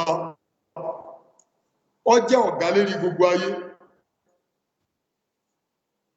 àwọn kèfèrí padà prefer pé bí wàhálà bá ṣẹlẹ̀ láàrin ara wọn ní àgbà gbogbo bí tẹ́lẹ̀ àtọ̀rọ̀ ìlọ́gọ́ ẹgbẹ́ ìṣọ́lọ́dọ̀ Muhammadu wọn ní pé lánàbí torí wọn gbà lánàbí wọn gbà ní Rasul wọn ní pé wọ́n pè by his name wọn àjọ sẹ̀sẹ̀ kan náà ṣùgbọ́n ní sídìkì amanatihi torí pé wọ́n mọ̀ pé the prophet of Allah was loyal, the prophet of Allah was faithful, the prophet of Allah was honest. Lè táwọn ọ̀gá wa ń sọ fún wa lọ́ndà democracy pé to be faithful, loyal and honest, of which the reverse is the case. I think I hold nobody apology on that because I have many evidences to prove that. So Ànábì ṣèjọba àwọn kèfèrí rí pé this Muhammad was loyal, he was faithful, he was honest. Àwọn kèfèrí wọ́n wà jà wà lọ ṣẹlẹ̀ láàrin ara wọn tí a bá wá lọ ń dá ìdájọ́ judiciary wọ́n wà kẹjọ́ lọ́dọ̀ Ànábì Ọlọ́run wá sọ fánú Kùránì yìí pé mo fi bí mo ṣe tó mo fi búra àwọn kèfèrí gan ló bá jà láàrin ara wọn inú wọn èyọ́ sí kí wọ́n gbẹ́jọ́ lọ bòmí ìjú kí wọ́n wádọ̀ wọ Ànábì lọ tí wọ́n bá ti wá gbẹ́jọ́ dọ́dọ̀ wọ Ànábì ibi tó bá dá sí fayusalimu taslima kìí ṣe pé wọ́n gba ìsìláàmù ń bẹ̀ o, ìtumọ̀ rẹ̀ ni pé ẹjọ́ yẹn ó tẹ́ wọn lọ́rùn tí wọ́n ní sọ pé àwọn tó fẹ́ lọ àbí wa yusallimu àbí wa yuslimu taslima ni nínú Qur'an wọ́n yusallimu taslima yusallimu fa yusallimu taslima ọlọ́ni ìdájọ́ wa Ànábì tẹ́ wọn lọ́rùn débi pé yuhakkimunaka fima shajara bainahum. They choose you as the judge. Ìwọ Ànábì. Àwọn ènìyàn wọ́n èsẹ̀ lẹ́sẹ̀ Ànábì o. They were not Muslims. Níbi t'Ànábì faithful dé, t'Ànábì loyal dé, t'Ànábì honest dé. Ṣé mọ̀ pé àwọn tí wọ́n ṣe Mùsùlùmí kìí sá sọ̀rọ̀ àlìjánnà ní tágẹ́ẹ̀tì wọn tẹ́ fi lọ́dọ̀ Ànábì. Ọ̀rọ̀ pé a fẹ́ ìdájọ́ òdodo nínú tí máa jẹ́ káyé ó sinmi, àbí? Ṣé ń sopọ̀ mọ́ra wọn Khadimul Qur'an? Àwọn kèfèrí tí wọ́n wá ń kẹjọ́ wádùn Ànábì kìí ṣe ọ̀rọ̀ àlìjánnà náà tí ẹ gbà àlìjánnà gbọ́. Wọ́n àgbà pé náà ń bẹ, wọ́n kàgbà pé tá bá ti kú tán tá ti di ẹ̀pẹ̀ ó ti tán nìyẹn. Ṣùgbọ́n wọ́n gbà pé ayé táwọn fẹ́ ṣe yìí ń táwọn fi lè rí ayé ṣe táwọn wà ní ìfọ̀kànbalẹ̀ tí ò ní sí wàhálà táwọn alálẹ́ gbẹ́jọ́ wa lọ́dọ̀ rẹ̀ o táàbà justice pàdé lọ́dọ̀ rẹ̀. Ọlọ́run ni mo ò ní yọ́nú sí ìdájọ́ ẹlòmíì àtayọ̀ hakimu kàfíìmọ̀ ṣájárọ̀ bainahum. Wọ́n gbẹ́jọ́ wádùn Ànábì lórí tó bá ṣẹlẹ̀ láàrin wọn. Tó bá wá bá wọn dájọ́ ibi tó bá bá wọn dájọ́ sí fayusallimu taslima. Wọ́n sì gbà wọn ò ní àpíìlì mọ́ pé ẹjọ́ ìtúnlọ́bùnmí torí wọ́n rí pé bó ṣe rí ló ṣe dà. Islam, the told way of àwọn kèfèrí ní ń kó ọ̀rọ̀ judiciary wádùn Ànábì. Wá bá Ànábì. So, ẹjá tún kúrò níbẹ̀ yẹn. Ẹjá bọ́ sí ọ́ndà economy. Economy, ọ̀rọ̀ ìntìkálukú tí ń sọ̀rọ̀ lówó ní dúkìá, ẹ̀sìn, ẹran, oko tí kálukú ní ìkànkà àbí gbogbo ẹ̀ ló wà lọ́ndà economy. Ibi táti mọ̀ rú bí ìdájọ́ ẹ̀sìn ṣe jẹ́ tó fi jẹ́ pé Islamic way of governing is the answer, is the solution to the problem at hand. Wàhálà tá a kó sí láyé yìí àfi tí wọ́n bá embrace the Islamic way of governing òun la yóò tó rojú. Apart from ọ̀rọ̀ àlìjánnà, àlìjánnà ọ̀kan kèfèrí kọ̀ọ̀kan mùnáfìkì innal munafiqina fi darkil asfali minan nar. So ọ̀rọ̀ àlìjánnà ọ̀kan kèfèrí kọ̀ọ̀kan mùnáfìkì àwa mùsùlùmí lá ní insha Allah. Ṣùgbọ́n àníṣẹ́ afẹ́sẹ̀lú afẹ́kìlú dá àti kò lọ́ndà judgment táwọn tí è ṣe mùsùlùmí gan tí kẹjọ wádùn Ànábì. Ẹ wá tún gbọ́ lọ́jọ́ tí ìdájọ́ ẹni tó bá jalè punishment rẹ̀ ní ká gé lọ́wọ́. Ẹgbọ́n tí Ànábì wí, Ànábì ní Ọlọ́run ti gbé òfin wá o pé ẹni tó bá jalè nǹkan tí ọ̀dá ló ṣe o Ọlọ́run ní ká gé lọ́wọ́ o. Ẹ wá lọ gbọ́ bí tí Ànábì ti bẹ̀rẹ̀ ọ̀rọ̀. Ànábì ní laukanat Fatimatu bintu Muhammadin sarakot qata'tu yadaha. Kódà Fatima bó ṣe jẹ́ pé ọmọ méje lòun Ànábì bí tí mẹ́fà ti lọ tọ́wọ́ akẹyọ kan tó ṣe Fatima yìí tẹ́yọ kan tó ṣe Fatima yìí bá jalè èmi Ànábì ó gé lọ́wọ́ o. Equity before the law come. Ká gbà pé ẹnìkankan ò ní immunity, ẹnìkankan above the law. Ṣé ń tẹ̀lé mi? Ànábì gẹ́gẹ́ ló ń bẹ̀ nígbàtí ìdájọ́ gígé olè lọ́wọ́ dé. Ànábì nítọ̀ àti gba òfin lọ́dọ̀ Ọlọ́run. Ẹni tó bá jalè táà dẹ̀ mú tó guilty tó ti kó suspect tó guilty tó ti di criminal. Ìyàtọ̀ ń bẹ láàrin kéèyàn jẹ́ suspect àti kéèyàn jẹ́ criminal. Tí wọ́n bá mú yàn báyìí suspect ni. Kò tí nídìí à ń pariwo rẹ̀, à ń broadcast ẹ̀, à ń yẹ̀yẹ́ rẹ̀ títí tí ìwádìí ó fi lọ. Tí ìwádìí bá lọ tó bá guilty tó jẹ̀bi ló ṣẹ̀ṣẹ̀ di criminal. Láyé lónìí lọ́ndà democracy wọ́n mú ọmọ tó ṣẹlẹ̀ tó fi fo ibi kẹjáde o ó lè wọ́n lè gbé wọ́n lè rán lẹ́wọ̀n tí ẹ bá sọ ọmọ èèyàn gidi bó bá jẹ́ jungle justice wọ́n lè sọ táyà sí lọ́rùn tí wọ́n sànẹ́ sí Islam ní rárá tẹ́ ẹ bá múyàn kó jalè kẹ́ ẹ tó lè múyàn fún hadu sarkọ kẹ́ ẹ tó lè ṣe ìkọ́mọ̀ hadi sarkọ ó ní ìntọ́ gbọ́dọ̀ jẹ́ ó láwọn májẹ̀mú ká tó sọ pé ẹni olè ní ẹgẹ́ lọ́wọ́ ní Islam but ìtafẹ́ ló ń bẹ̀ kọ́ ìtafẹ́ ló ń bẹ̀ gẹ́gẹ́ ni pé Ànábì ní kò sí immunity o Ọlọ́run lẹ́ni tó bá jalè kagé lọ́wọ́ o law kanat Fatimatu bintu Muhammadin sarakot qata'tu yadaha tí Fatima ọmọ mi tó bá jalè ìgé lọ́wọ́ o so which is pé kò sí immunity so to be faithful loyal and honest as a Islamic pledge gan ló yẹ kó jẹ́ kìí ṣe national pledge but n ta fi lè gbà sí national pledge fún wọn ni pé wọ́n ti sọ ntọ́ka àwa tálíkà níparí rẹ̀ wọ́n ní I pledge Nigeria my country to be faithful loyal and honest gbogbo àyín mú sí ẹ pé kò rí bẹ́ẹ̀ to serve Nigeria with all my strength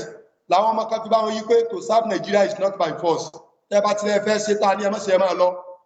but I want to serve Nigeria with all my strength and uphold and honor and glory abi wọn ẹ̀yin tálíkà ẹgbà tí ẹ mọ̀ pé so help me God àdúrà lọ́kàn ẹ̀yin o láìsí ọmọ o pẹtrọ ọmọ o ẹ̀yin sáàmàrà sọ pé so help me God wọ́n jáwá sádùá alhamdulillah so Ànábì ní tí Fátímà ọmọ bá jalè ó gé lọ́wọ́ ẹwọ gan ẹjá bọ́ Sunday economy London economy yìí tí kálukú fi ń sọ̀rọ̀ owó ẹn tó ní shop ẹn tó lóko ẹn tó lẹ́ran ẹn tó ní nǹkankan ọjọ́ kan Ànábì àti Abubakar ń lọ president ká sọ pé president and vice president yìí tó lè yé wa nìyẹn o so ń yé wa wà yàtọ̀ síbájò so Ànábì àti Abubakar ń lọ ebi ń pa wọn subhanallah odidi olórí orílẹ̀-èdè odidi olórí gbogbo ìlú ebi pa wọn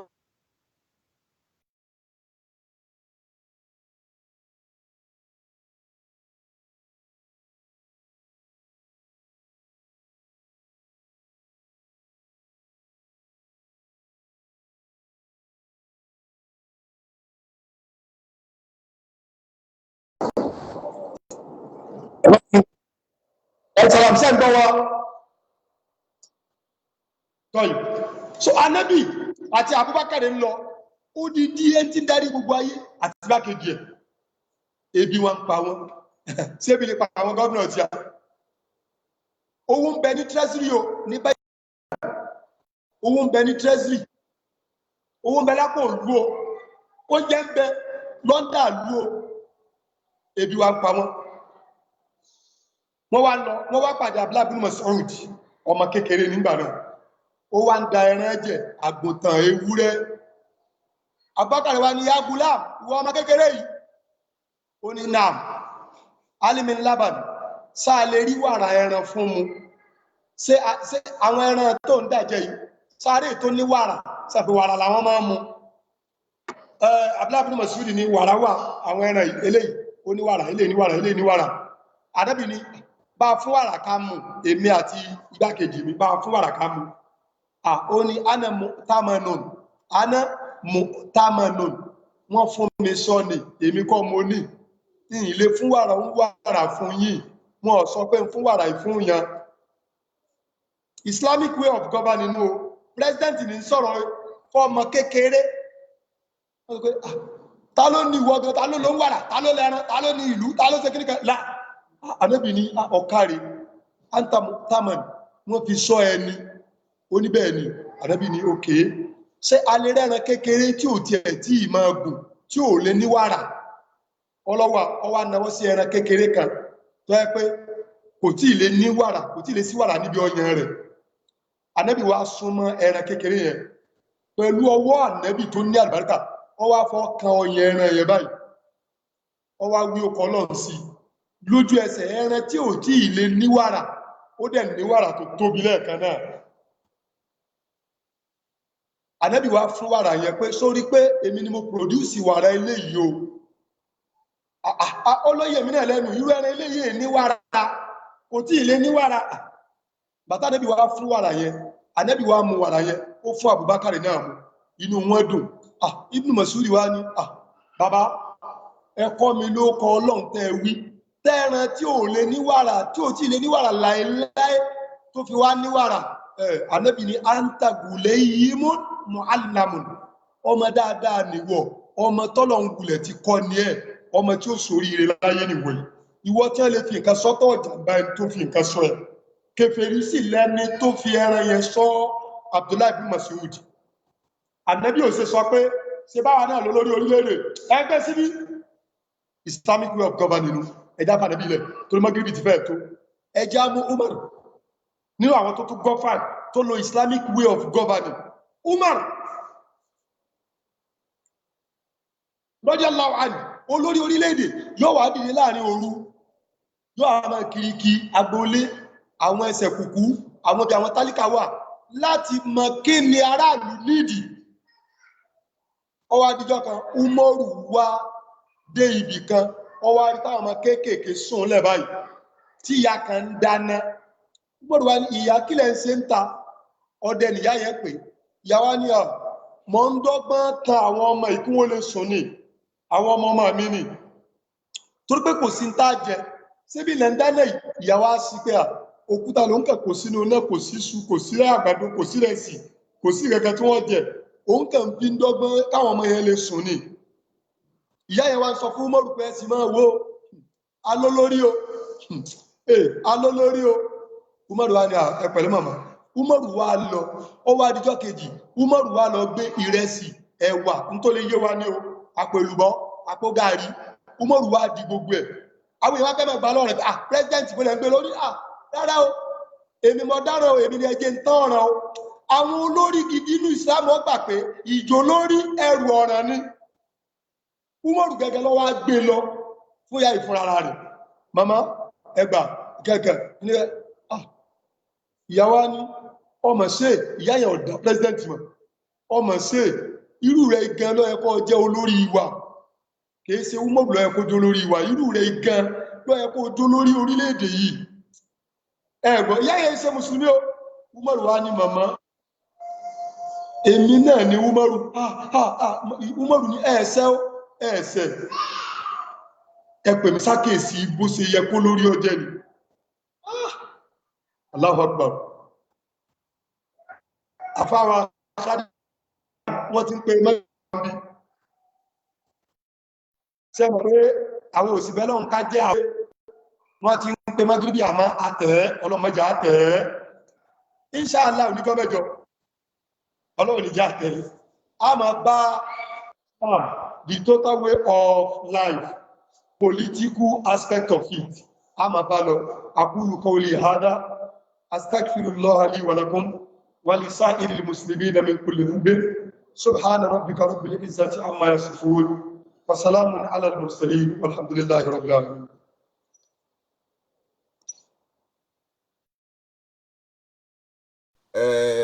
Ọlọ́run yóò bá wa san àwọn àfáà wa Ọlọ́run yóò bá wa san yín ní ẹ̀san olóore Ọlọ́run yóò bá wa ṣàlékún mímọ̀ yín èyí tẹ́ fi kọ́ wa lónìí tí ẹ fi bá wa sọ̀rọ̀ Ọlọ́run yìí Ọlọ́run yóò jẹ́ kó lápárí lára gbogbo wa àṣé Àmín. Ojú tí Islam fi kọ́ wa lórí ọ̀rọ̀ ìṣèlú kìí ṣe bí àwọn olórí tí wà ń lù wá ṣe ń lò ní Islam fi kọ́ wa pé bí òṣèlú ṣe rí nìyẹn so tí ẹ bá wà láyé wa nísìn àwa ẹlòmíì lérò pé ọ̀pọ̀lọpọ̀ àwọn tó ń ṣèjọba lé wa lórí bó ṣe tọ́nà ṣe ń ṣe yẹn ó ti wá jẹ́ kọ́pọ̀lọpọ̀ àwa tá àti ìdá ipò ìjọba gan ọ̀pọ̀lọpọ̀ wa gan ti ń ní lẹ́mìí pé àti ń bá jẹ́ kánsílọ̀ lásán kánsílọ̀ àdúgbò lásán láàrin oṣù kan mo gbọ́dọ̀ ra mọ́tò fún gbogbo fámìlì mi ó ti wà lẹ́mìí gbogbo àwa tá àti ìdépò ìjọba náà tó láti ń wo àwọn tó wà wájú wa pé nǹkan tó tọ́ náà ń ṣe so Ọlọ́run kó tọ́ gbogbo wa sọ́nà kó jẹ́ ká lágbọ́yé Islam torí Ànábì Muhammad sallallahu alayhi wa sallam ó ní ẹni tọ́lọ́run bá ti fẹ́ kó ṣoríire tọ́lọ́run bá ro dáadáa kan yóò jẹ́ kó gbàgbọ́ yé ẹ̀sìn so ọlọ́run jẹ́ kí agbágbọ́ yé islam ọlọ́run kó ṣàánú wa torí àsìkò oorun ti tó mo dẹ̀ ti mọ̀ pé ibi bọ́n ṣe bí àwa àti bá a tún ṣe kẹ́kọ̀ọ́ ìjókòó lérun tiwa àìtẹ́ kọ́lọ́n kó má jẹ́ kí àpadà sí kúta fi máa tẹ̀rùn ọlọ́run má jẹ́ òde bá wa ọ̀làlá ìlà ìlọ́pàá ẹ ṣeun gan ni ṣèkú wa inṣàlá níjọ́ mẹ́jọ lágbára ọlọ́run ẹ tún máa bá wa bá ètò lọ ẹ jẹ́ kí ayọ̀ǹda ẹ̀yin kí a fi nílẹ̀ àmọ́ kẹ́ ẹ tó lọ ẹ ṣàdúrà fún gbogbo àwọn ọmọ ìyá wa lórí ètò yìí ẹ ṣàdúrà fún gbogbo wa naam bismillah. gbogbo àwọn ọmọ ìyá wa pátápátá tí wọ́n ń ṣe ìgbìyànjú lórí bí ọ̀rọ̀ ọlọ́run ọ̀rọ̀ ànábì ó ṣe di tí ó máa fọ́n káyé ọlọ́run dákun abẹ́ ọ ayé wọn àtàyé wọn ọlọ́run má jẹ́ ó bàjẹ́ gbogbo ohun tí kálukú fi ń ṣe ìrànlọ́wọ́ ẹni tó jẹ́ pé owó ní ń gbélẹ̀ ẹni tó jẹ́ pásíkò ẹni ń filẹ̀ ẹni tó jẹ́ pé gbogbo ọ̀nà tí kálukú sàm fi ń ṣe ìrànlọ́wọ́ lórí kí ètò yìí tí è ṣe ètò oníjàgídíjàgan tí è ṣe ètò onífàǹfà tí ò nítumọ̀ kankan kọ́ wa máa tàn sáyé ọlọ́run dákun má jẹ́ kíráwọ̀ tí wọ́n náà wọlé o iṣẹ́ tí kálukú wọn ń ṣe aláàmúṣàbá ní falbarka sí wájú gbogbo wa ká mú ẹ̀sìn náà délé la haula wala quwwata illa billahi al-aliyyil azim. Àmín.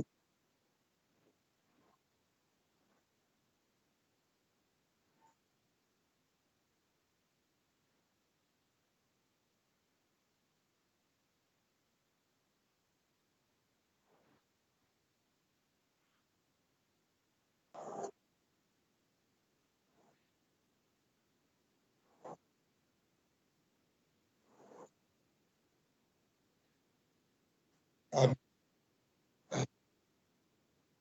Wa alaikum assalam.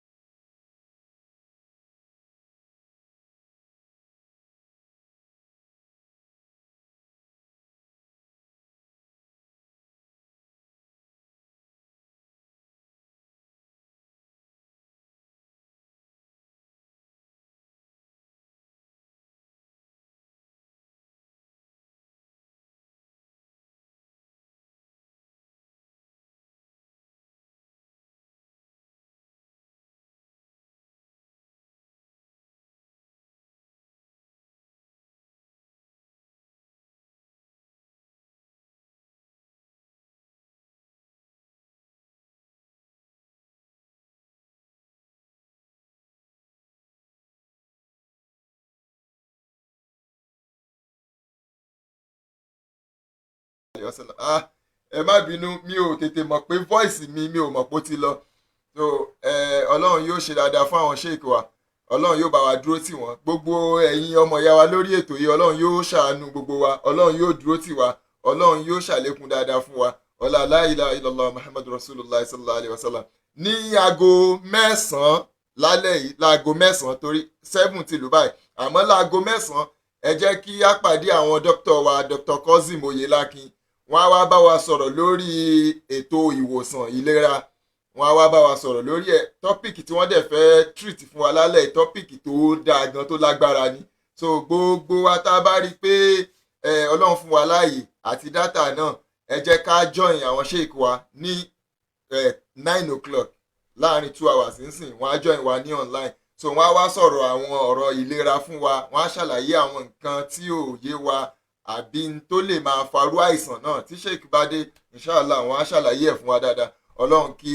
ó ṣe nírọ̀rùn fún wa ọlọ́run kó san gbogbo wa ní ẹ̀san olóore àti àwọn sheik tá à ń gbé wá àtẹ̀yìn tí ẹ̀ ń wò wá tí ẹ̀ ń fi dátà yín wò wá náà ọlọ́run kó san gbogbo wa lẹ́san olóore la hawla wala quwwata illa billahi al-aliyyil azim. Ẹ má bínú dàbí pé mi ò ní voice mi ò wá mọ nǹkan tó ṣe mi ò mọ nǹkan tó ṣẹlẹ̀ sí ẹ má bínú torí ọlọ́run mi ì mọ nǹkan tó ṣẹlẹ̀ sí voice náà.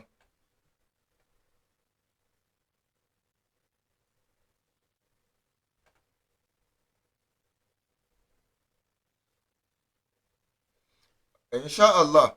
ẹ jẹ́ kí a try láti pàdé àwọn sheik wa àmọ́ ká tó lọ ẹ jẹ́ kí a tún lọ sí iléeṣẹ́ Al-Amana kí a polówó ẹ ń bá fẹ́ lọ sí hajj ó fẹ́ ṣe hajj ni ó fẹ́ ṣe umura ni ẹ jẹ́ ká bá iléeṣẹ́ alálùbáríkà iléeṣẹ́ kan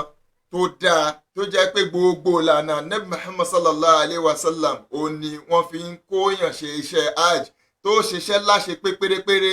ọlọ́run kó jẹ́ gbogbo ìta bá ṣe náà ọlọ́run kó jẹ́ tẹ̀wọ́gbà fún wọn ọlọ́run ọba ọlá la ilaha illallah muhammadu rasulullah sallallahu alayhi wa sallam iléeṣẹ́ Al-Amana náà ọlọ́run má jẹ́ ó bàjẹ́ àwọn tí wọ́n ń ṣètò iléeṣẹ́ náà ọlọ́run kó bá wa dúró tì wọ́n ọlá la hawla wala quwwata illa billahi al-aliyyil azim. ìròyìn ayọ̀ ni mo gbé dé fẹ́ni fẹ́ ṣiṣẹ́ àjìlá ṣe pé ó.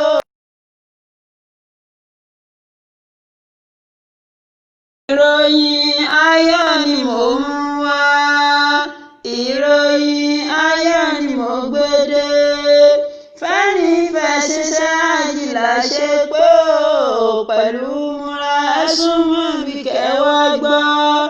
gbogbo mùsùlùmí káàkiri àgbáńláyé ilẹ̀kùn hajj àti múra ìrọ̀rùn ti ṣí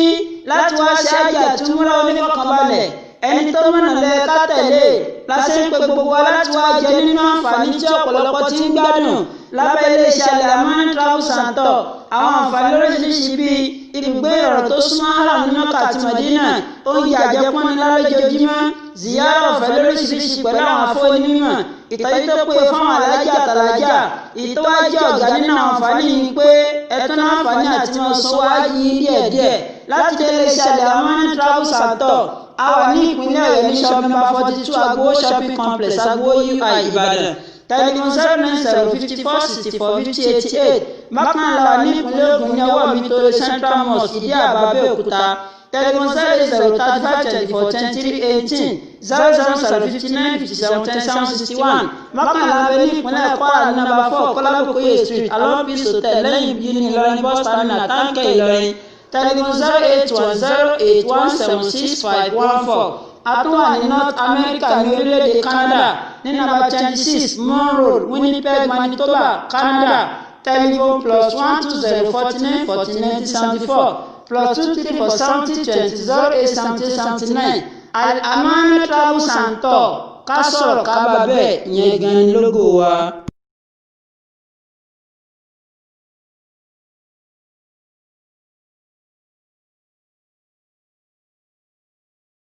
fún gbogbo wa